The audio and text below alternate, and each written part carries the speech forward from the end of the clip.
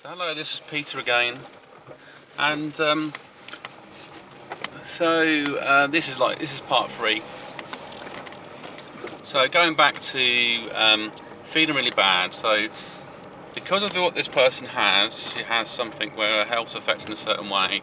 She basically said I quite upset her, and it actually caused her some sort of harm in some way, emotional discomfort.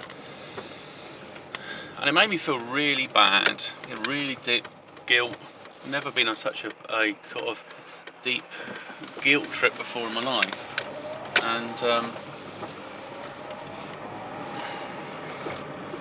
so yeah, I didn't know how to communicate, and I thought, well, how do I get her message across? I can't go around to her house because that would make things worse.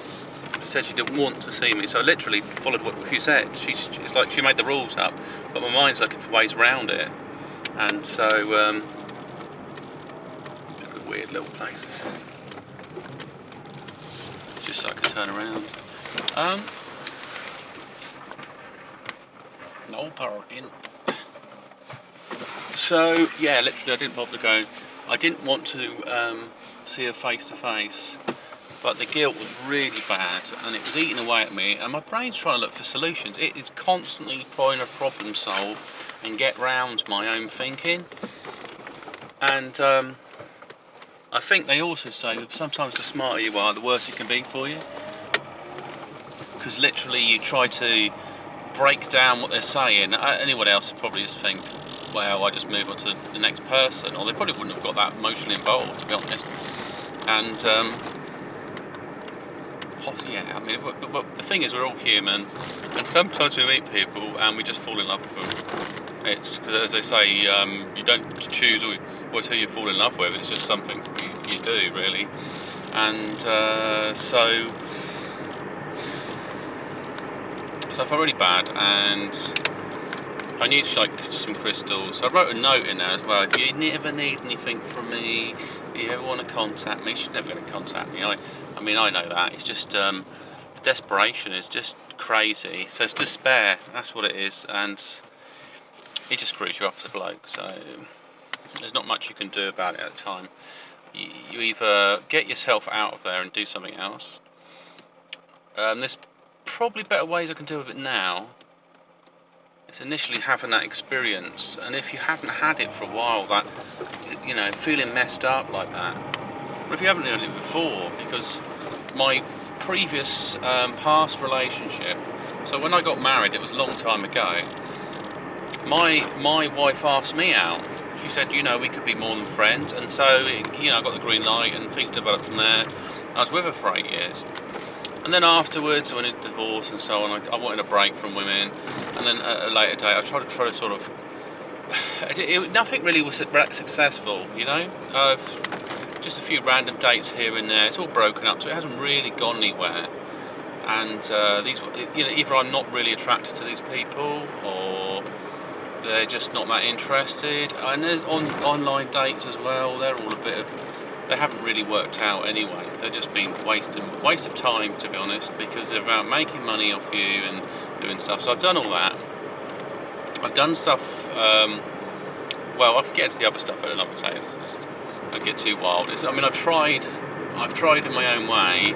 I just I ain't really designed as a kind of. I'm not so much as a predator over women. I'd rather have female friends than sort of try to groom them to gain points on them and stuff. But then again, if you're looking for friendship, you never evolve beyond, you know, where you might want to take it. And can you be a friend and then go into a relationship? So with my wife, I could do at the time, and so it didn't work out. She was a little bit. I mean, I think she's bipolar, basically. Mood swings, needs to have money, all that sort of thing. But I talk about them other things in another different video. So going back to me, how I was a bit sort of highly emotional, sensitive, couldn't sleep, really messed up emotionally over these things. Because I wasn't able to sleep for days on end. I'd wake up at 3 in the morning and my heart would be beating away, and then I was thinking, what do I do? And I'd try to ignore it. I was restless, OCD as well. get up, walk around. So it's like doing dishes and stuff. I mean, this sort of tells me why sometimes when women are stressed out, they do like housework, and that is what you do. Basically, as a bloke, you've got to use your energy physically. So go hoover the carpet, and make the bed, and what I'd say, maybe put some music on. Music does help as well, it distracts the mind. However, you need music that doesn't go on about love songs. You do not need things, reminders, triggers, things you're sensitive with, because that would just make it worse. And, I've had it in the past, a long time ago, when I had a crush, and this didn't go too well either, to be honest. And, but then again, I was probably less experienced than I am now, really. And, yeah, things like the ringtone on my phone would set me off a little bit, a bit sensitive, and emails would make a certain ping. So you change these noises, and that's how you avoid that. Or I think I just stopped using that account. I just set up a new email account, which probably helped as well. It's a bit harder nowadays because people register everything to one account.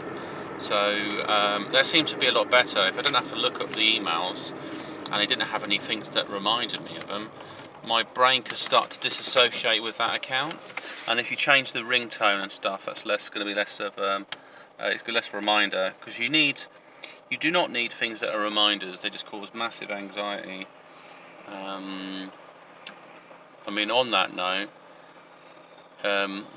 you wouldn't want to do it to the ex. But obviously, if they got things around and they're not thinking like that, then they're putting themselves at anxiety. So it's either good stuff or bad stuff. It depends what they've done. A bit like this, I've sent these gifts, and I don't know what she's done with them. She probably kept some of them, and maybe she's thrown some away. Who knows? Or sold them, which is fine because they're gifts, and it was a gill. But anyway, what I did was silly. Is I put this note. I put all these crystals in a. I put my own stuff in there because I felt so bad. I felt like I'm fucked. What have I done? The first person I met in ages that I really connect with. We have all the same sort of interest. We have similar interests. I can talk anything about the sort of esoteric, spiritual stuff, crystals. I can say anything to her. Talk about magic, all sorts of things well out there. But if I said to anybody else, it just wouldn't work, would they? They just wouldn't have any interest in it. Or I'd need to go to some special group to have that kind of occult knowledge, basically. But that's what I was into. So, and that's the kind of thing I was looking for in a woman that should be into that.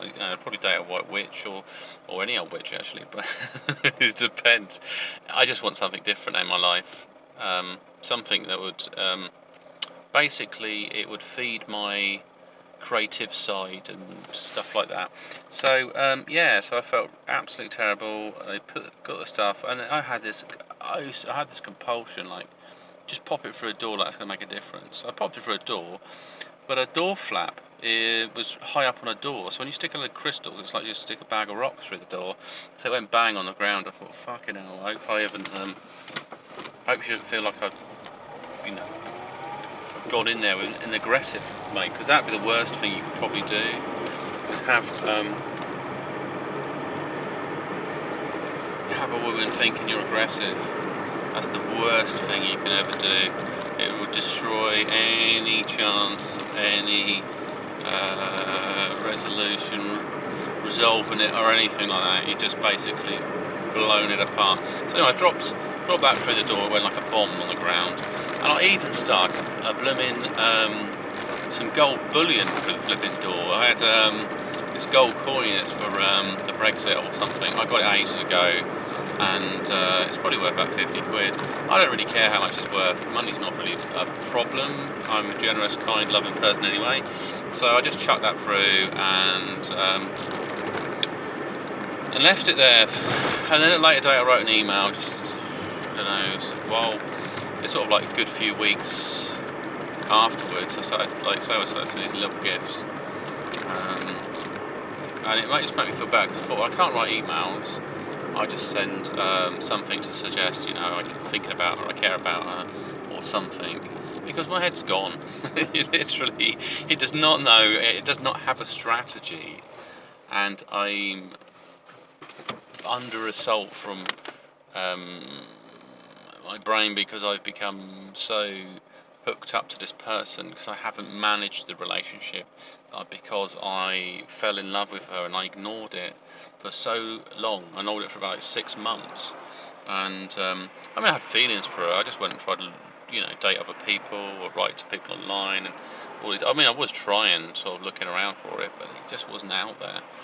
And the online relationship collapsed. What I was trying to do. She just wanted me to come over to her country, and she said she got a flat she would sell. Because I couldn't come over there instantly, she didn't want to know. Possibly in the future I could write to her when I got some more money, but I just don't know if that person's real. I'd have to speak to her on the phone, I'd have to Skype her, and then I could take it from there really. But I wouldn't want to do that. Basically she said, would you, when could you come over? And I said probably not for about over a year or so, and then she just didn't say anything. I can understand she doesn't want to fuck about. She basically wants to get the relationship going off and so on. But however, I don't want to be caught up where she's going to say, oh well, if I'm going to sell this place, you need to help me or anything. I don't want any of this rubbish. But she said she owned her own place, so it wasn't bad. I'd have to go to a place like Odessa though. She's fit anyway, put it that way. She's very attractive and so on. So I thought, I'd try to get myself in this direction, and it didn't really, like I say, it didn't work out, and so I just folded back into my previous mindset, and I thought, well, look, she's lovely. Why don't you just try and have a relationship with this person? And it didn't work out. That's the thing, and and then I sent some emails, and I did feel a bit weird, and I kept on waking up at 5 o'clock in the morning. So I said, this is like your hour, and I never said anything bad to her. So my golden rule is never say anything bad, even though there was like your brain's at war with itself. Really, it's an odd little relationship that you're trying to at some point. Fight a situation emotionally. Some guy up my arse. I'm not trying to wind him up or anything. He's just sticking to me like glue.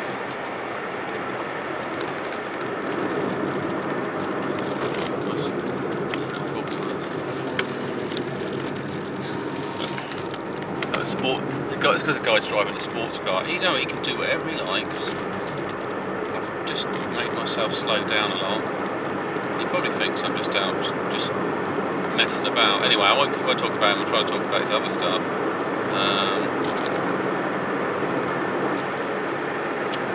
So eventually she did get back to me. I didn't bomb her with loads of messages, writing a few a week, and she said, look, I don't want you to send any gifts, and I just don't want you to communicate, okay? She said, I don't want any emails or something like that. So I haven't done anything since. It's been all quiet. And that was the thing. I said, well, if you, I think this is what really hit home.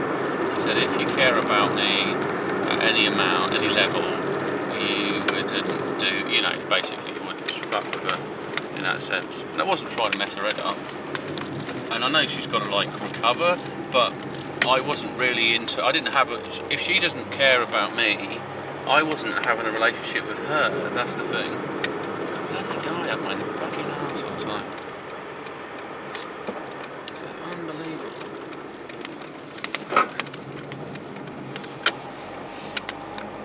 She's probably going to follow me all the way home. Anyway, I will speak to you later for the next part.